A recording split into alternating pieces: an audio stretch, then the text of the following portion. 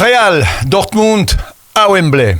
Mes frères, mes sœurs, cousins, cousines, qui aurait imaginé que Dortmund finisse en finale le 1er juin à Wembley? Sincèrement, personne.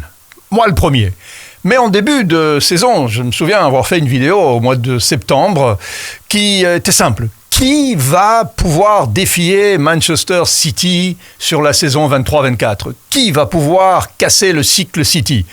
Le Real l'a fait, en prenant leur revanche sur ce match qui les avait humiliés l'année passée, parce que le 4-0, il était resté en travers de la gorge, il ne l'avait pas digéré.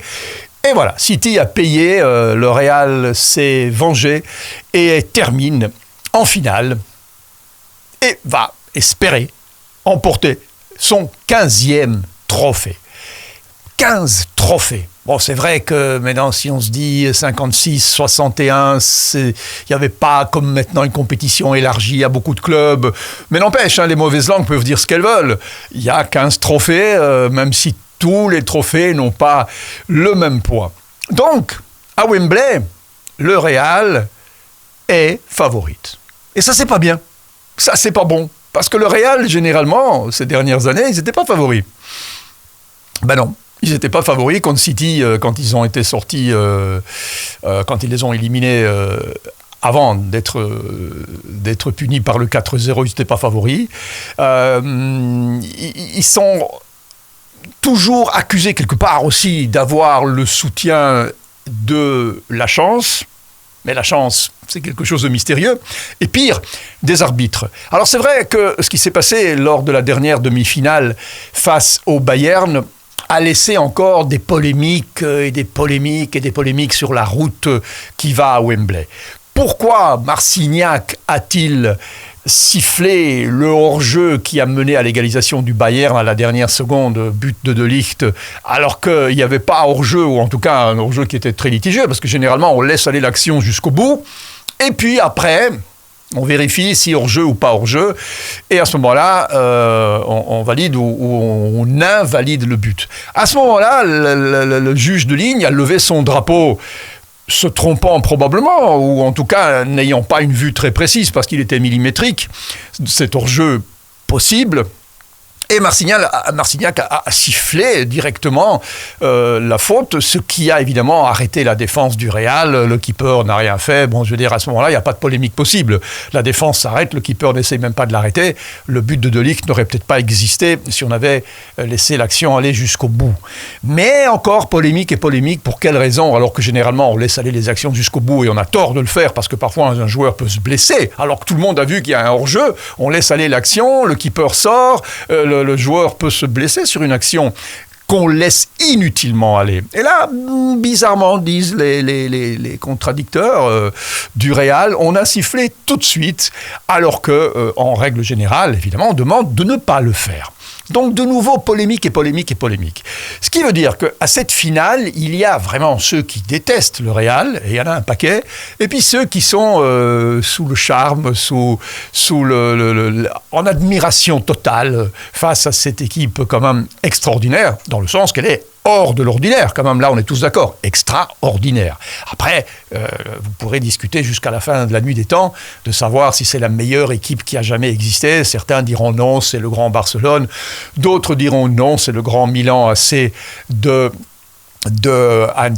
Arrigo Sacchi, dans lequel jouait d'ailleurs Ancelotti. Et d'ailleurs, dans une petite discussion que Carlo Ancelotti, l'entraîneur de Madrid actuel, et Arrigo Sacchi, qui était son entraîneur quand il jouait à Milan, ils ont discuté entre eux, et Arrigo Sacchi disait à Ancelotti, moi, ton Real, avec mon Milan, dans lequel tu jouais, je les aurais détruits.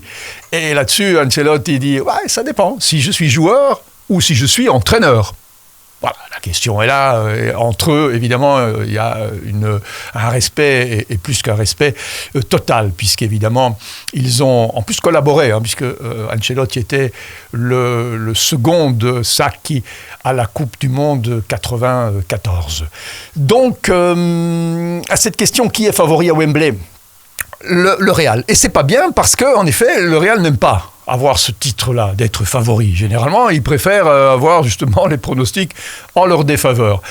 Et toutes ces polémiques qui ont eu lieu avant, du style, on a eu déjà de la chance, on a eu un petit coup de pouce par-ci, on a eu le destin qui nous a souri, parce que c'est vrai, ils ont été bousculés. D'ailleurs, Ancelotti disait, encore une fois, à Arrigo Sacchi dans cette petite discussion entre amis, notre technique à nous, c'est de faire le mort, un petit peu comme certains animaux font semblant d'être morts, pour pouvoir attaquer après ou s'enfuir.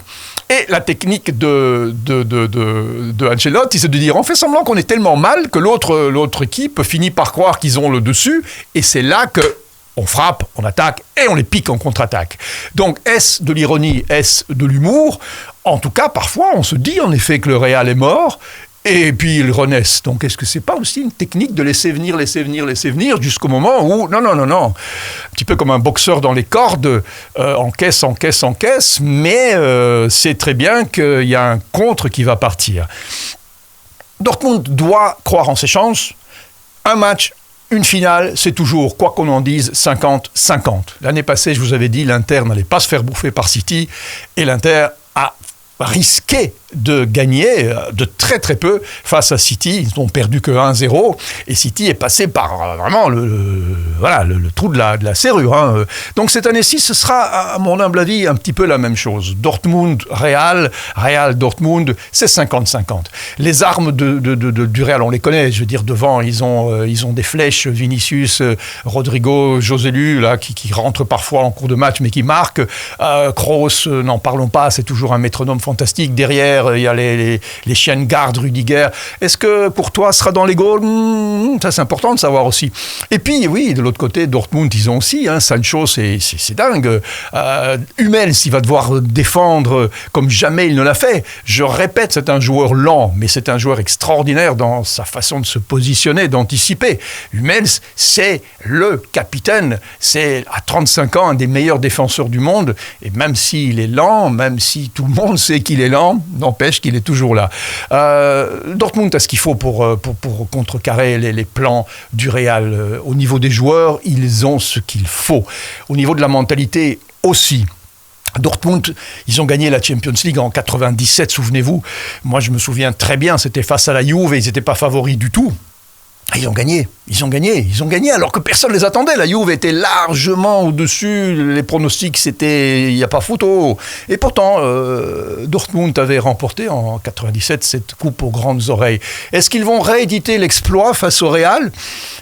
50-50, je vous le dis, on peut dire ce qu'on veut, le Real est favori, oui, mais c'est 50-50, avec cette petite chose gênante qui plane, c'est que à quel moment la chance, mais pas la chance dans le sens qu'il ne mérite pas, non, cette espèce de grâce, cette espèce d'ADN spécial, à quel moment la chance pourrait tourner le dos au Real ? À quel moment ? Si c'est au moment de la finale, alors Dortmund sera champion et le Real pleurera des larmes amères. Mais si ça continue comme je le suppose, eh bien le Real sera de nouveau tout en haut de la montagne avec ce merveilleux trophée en main. On verra après, on en parlera, quand ce sera fini, on débriefera tout ça. Mes frères, mes sœurs, cousins, cousines, si c'est sur YouTube, abonnez-vous à la chaîne. Si c'est sur Facebook, continuez à me suivre. On est plus de 120 000 et c'est grâce à vous, uniquement.